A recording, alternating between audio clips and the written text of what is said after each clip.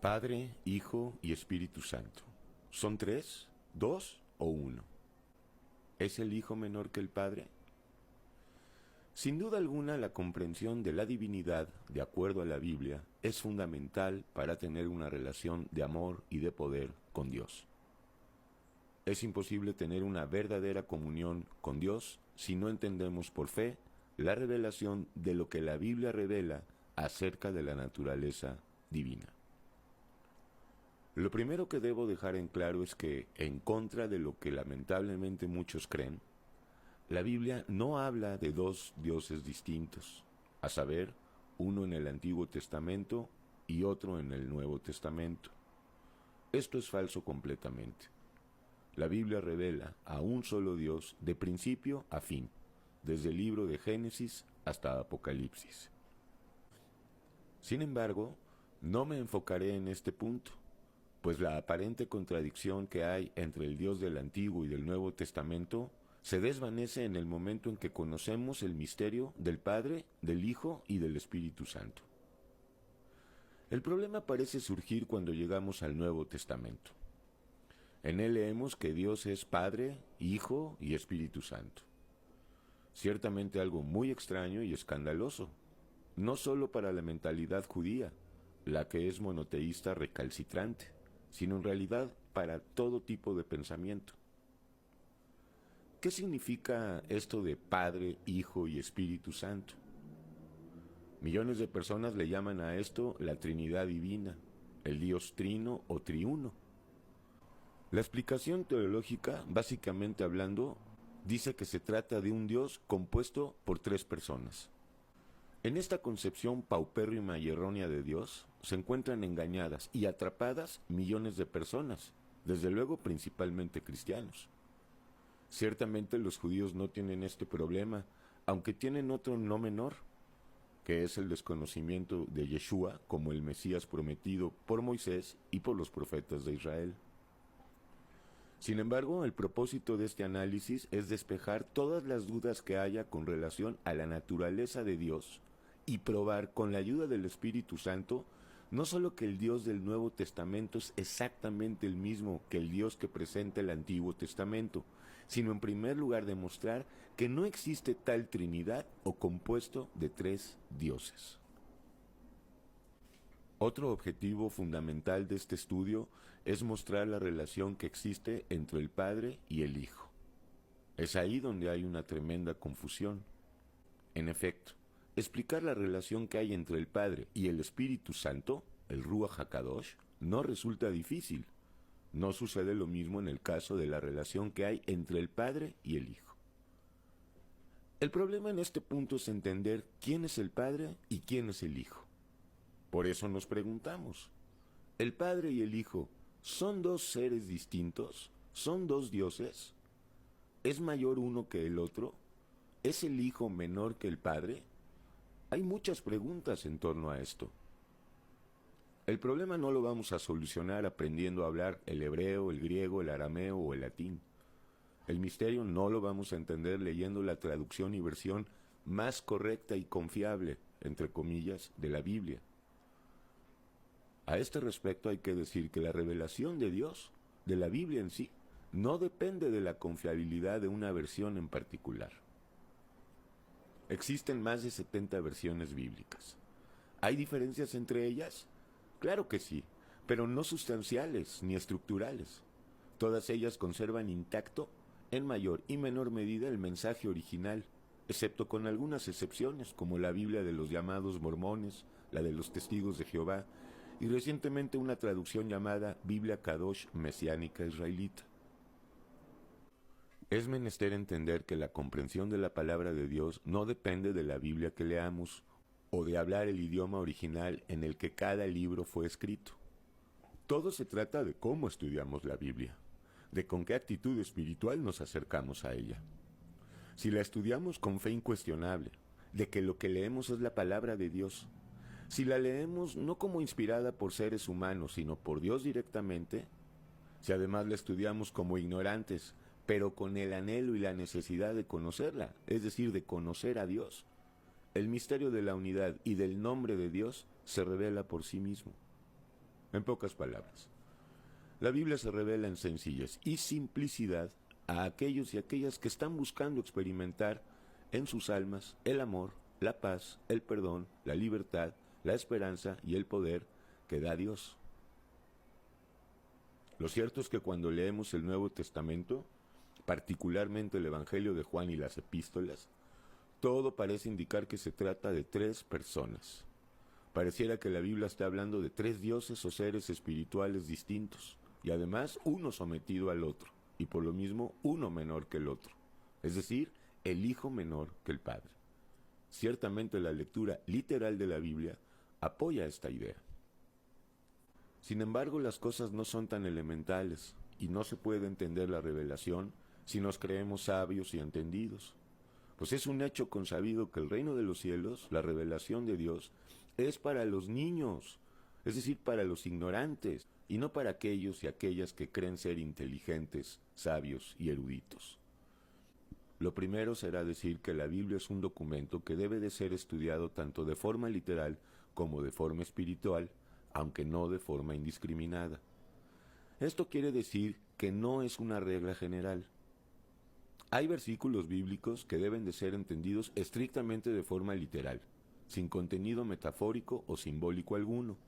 Por otro lado, hay versículos que no son literales, sino exclusivamente espirituales o bien simbólicos y metafóricos. No obstante, hay otra regla para el estudio de la Biblia, y es discerniendo y distinguiendo por el Espíritu Santo los pasajes y versículos que son literales y que al mismo tiempo tienen contenido simbológico y metafórico. No son pocos los versículos que deben de ser entendidos por medio de esta norma de estudio. Pero vayamos al meollo del asunto. ¿Quién es el Padre y quién es el Hijo? ¿Es menor el Hijo que el Padre, como lo aseguran los testigos de Jehová y otras denominaciones mesiánicas? Para entender, vamos a presentar los principales versículos que presentan los defensores de esta doctrina de demonios. Dicho sea de paso, una vetusta herejía llamada arrianismo. El primer versículo está en Juan, capítulo 14, versículo 28. Así dice: habéis oído que yo os he dicho, voy y vengo a vosotros. Si me amarais, os habrías regocijado, porque os he dicho que voy al Padre, porque el Padre mayor es que yo.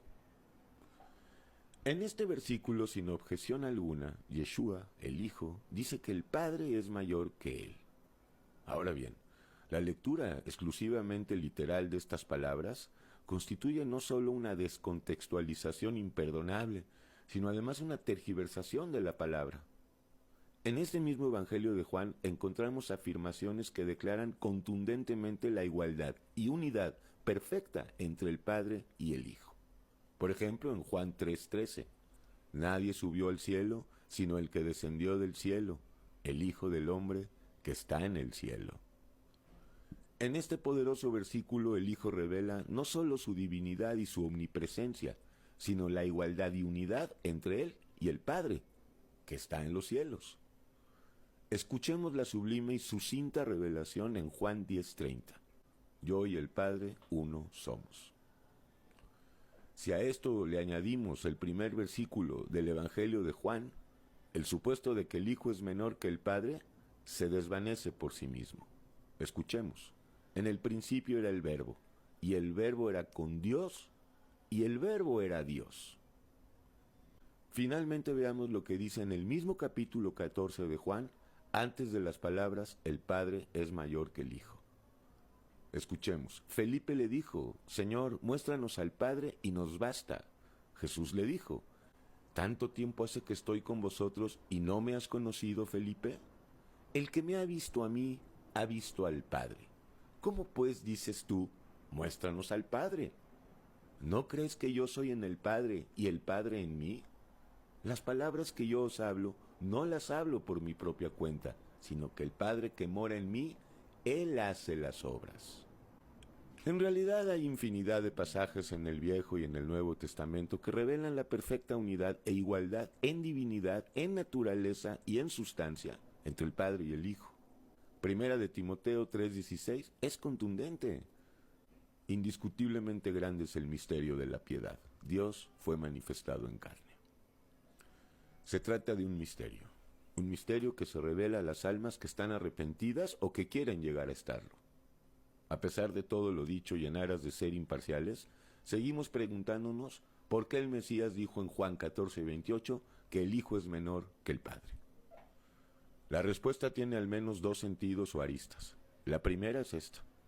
Cuando el Hijo dijo estas palabras, las dijo estando en la tierra, es decir, durante su ministerio terrenal, durante su encarnación, la que duró aproximadamente 33 años. Al decir estas palabras, Jesús no se refería a que el Padre fuera mayor y distinto en divinidad que él, el Hijo, sino más bien a que en ese momento, temporalmente, el Hijo se había hecho menor que el Padre, pues al tomar un cuerpo humano, evidentemente el Hijo, que es el Mesías, se hizo momentáneamente menor, mas no por esto el Hijo dejó de ser el mismo Padre. Para entender esto es necesario ir a la carta a los Filipenses y conocer el siguiente misterio. Escuchemos. Haya pues en vosotros este sentir que hubo también en Cristo Jesús, el cual, siendo en forma de Dios, no estimó el ser igual a Dios como cosa a que aferrarse, sino que se despojó a sí mismo, tomando forma de siervo, hecho semejante a los seres humanos, y estando en la condición humana, se humilló a sí mismo, haciéndose obediente hasta la muerte, y muerte de cruz. Por lo cual Dios también le exaltó hasta lo sumo, y le dio un nombre que es sobre todo nombre, para que en el nombre de Jesús se doble toda rodilla de los que están en los cielos y en la tierra, y debajo de la tierra, y toda lengua confiese que Jesucristo es el Señor, para gloria de Dios Padre. También el Salmo 8, 4 al 8, Salmo 100% mesiánico, revela este misterio, el de la encarnación y anonadamiento temporal del Dios vivo en la humanidad del Hijo, el Mesías. Escuchemos. Cuando veo tus cielos, obra de tus dedos, la luna y las estrellas que tú formaste, digo, ¿qué es el ser humano para que tengas de él memoria? Y el Hijo del hombre para que lo visites. Le has hecho poco menor que los ángeles, y lo coronaste de gloria y de honra. Le hiciste señorear sobre las obras de tus manos. Todo lo pusiste debajo de sus pies, ovejas y bueyes, todo ello, y asimismo las bestias del campo, las aves de los cielos y los peces del mar, todo cuanto pasa por los senderos del mar. Dios es uno e indivisible. Si no fuera así, Dios no podría ser Dios. Dios es unidad y unicidad, es decir, es uno y único. Si no fuera así, Dios no podría ser Dios. Dios es uno, es creador y por consiguiente es increado. Pero he aquí que Dios fue engendrado en la encarnación de Yeshua. ¿Quién lo engendró? En realidad Él mismo, por medio de su Espíritu Santo. ¿Quién resucitó de los muertos a Jesucristo? En realidad Él mismo. Decir que otro es contrario a la verdad. Decir que el Padre, perfecto, pero el Padre y el Hijo, uno es. ¿Por qué Jesús oró al Padre?, se preguntan aquellos que dividen y separan la divinidad. ¿Acaso porque el Padre es mayor que Él? No, pero en ese momento sí lo era. Aquí está la clave para comprender todo, el contexto y la concordancia con toda la Biblia. La segunda razón por la cual Yeshua dijo estas palabras escritas en Juan 14:28 es para darnos el ejemplo y el paradigma perfecto para que sepamos cómo hay que adorar y obedecer al Padre. Recordemos que nosotros somos hijos por adopción, a diferencia de Jesús, que es el Hijo unigénito. Dios se reveló desde el principio como uno y único. Unidad y unicidad. Todo el Antiguo Testamento lo revela y lo muestra. Recordemos la más grande confesión de fe de los judíos. Escucha Israel, el Señor nuestro Dios es, el Señor uno es. Deuteronomio 6:4. Es importante entender que la revelación de la identidad de Dios es un misterio que ha sido progresiva y gradualmente revelado. Todo comenzó en Génesis, pasando por los patriarcas, los profetas y los reyes de Israel. Cuando llegamos al Brit Hadashah, al Nuevo Pacto, es decir, al Nuevo Testamento, la revelación de Dios llega a su clímax, a su culminación, con la encarnación del Dios vivo en Yeshua, el Mesías. Siglos antes Dios le había dicho a Moisés, su siervo, en la zarza ardiente, yo soy el que soy. Parafraseando, yo soy el que llegaré a ser, o más bien el que me daré a conocer. El Nuevo Testamento nos enseña que Dios es uno, pero que al mismo tiempo se manifiesta en tres ministerios u oficios, a saber, el ministerio del Padre, del Hijo y del Espíritu Santo. No se trata de tres dioses o dos dioses, no se trata de tres personas, como dicen la mayoría de los credos y dogmas cristianos, sino de tres expresiones que revelan la voluntad de un solo Dios. Si pensamos que el Mesías, el Hijo, es menor que el Padre, estamos separando y dividiendo a Dios. Esta es la obra más perversa de Satanás. Se trata de un solo Dios que se manifiesta de tres formas, así como el agua puede manifestarse en los tres estados de la materia y no por eso deja de ser agua. H2O. Al ser el Mesías Dios mismo, literalmente Dios en persona, la imagen visible del Dios invisible, es también el único capaz no solo de justificarnos con su sangre de todas las culpas por nuestros pecados, sino también de cumplir la ley de Moisés en sustitución por nosotros. Por el hecho de que en Yeshua, el Hijo de Dios, habita toda la plenitud de la deidad, es también el único capaz de darnos verdadera unidad, poder y vida nueva, su Espíritu Santo, es decir, su mente.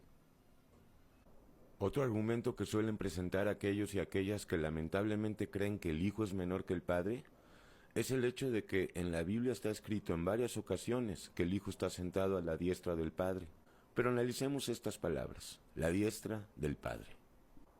Se trata de una expresión que deberíamos analizar y repensar más de 3 veces. Una idea que habría que verla básicamente como una metáfora y no literal. En efecto, ¿quién de nosotros puede entender a cabalidad lo que el escritor sagrado quiere decir con la diestra del Padre? Lo cierto es que cuando pensamos en la diestra del Padre, ilusamente pensamos en las típicas representaciones pictóricas en las que se observa a un anciano y a su lado derecho al Cristo o Mesías, representado ya sea de joven o de niño. Sin embargo, pensar de esa manera es errónea, y es sobre todo un modo de pensar patéticamente romántico y sentimental. Tenemos que entender con simplicidad que la diestra de Dios, además de simbolizar la justicia divina, también simboliza el trono de Dios.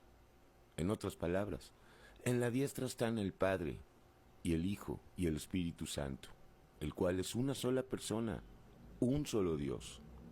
Si Yeshua fuera menor que el Padre, entonces se requerirían 2 tronos, uno mayor para el Padre y otro menor para el Hijo.